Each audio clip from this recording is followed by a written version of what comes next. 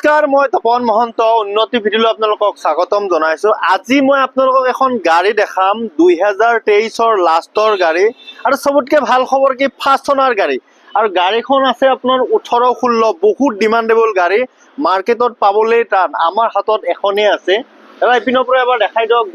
গাড়ীখনৰ নাম্বাৰটো আছে আপোনাৰ 28 ৰেজিষ্ট্ৰেশ্যনত গাড়ী আছে আৰু সবতকে ভাল খবৰ কি গাড়ীখন 22 ফুটত আছে। গাড়ীখনৰ পাছিং পাই যাব আপুনি 13.5 টন। দাদা ইপিনৰ পৰা দেখা চকা আগৰ চকা আপোনালোকে একদম 95% গ্ৰিপ পাই যাব আৰু পিছৰ বিলাকো 85% গ্ৰিপ আছে। যেনেকৈ বিচাৰে আপোনালোকে যদি ভাবে ফাইনেন্সত ল'ম তেতিয়াহ'লে আমাৰ পৰা ফাইনেন্সত ল'ব পাৰিব। যদি ভাবে কেছত ল'ম কেছতো আপোনালোকে আমাৰ পৰা গাড়ীখন ল'ব। দাদা পিছৰ পিনৰ পৰা এবাৰ দেখাই দিয়ক। মাৰ্কেটত পাবলৈ টান, আমাৰ হাতত এক পিছিয়া আছে। যদি ল'ব বিচাৰে মই পিছৰ পিনৰ পৰা এবাৰ দেখাই দিছোঁ। আমাৰ স্ক্ৰীনত নাম্বাৰ দিয়া আছে, আপোনালোকে আমাৰ লগত যোগাযোগ কৰক। যদি ফাইনেন্স কৰে মিনিমাম কিবা এটা ডাউন পেমেণ্ট 2-3 লাখ টকা দি, যদি চিভিল প্ৰফাইল ভাল থাকে তেতিয়াহ'লে 3-4 লাখ টকা ডাউন পেমেণ্ট দিলেও বাকীখিনি ৰিফাইনেন্স হৈ যাব। এয়া চাওক, এইটো চাইডৰ পৰা মই এবাৰ দিছোঁ। কোনো এক্সিডেণ্ট বা মাৰ খোৱা গাড়ী নহয়, একদম বাম্পাৰ টু বাম্পাৰ অৰিজিনেল পেইণ্টত গাড়ী আছে।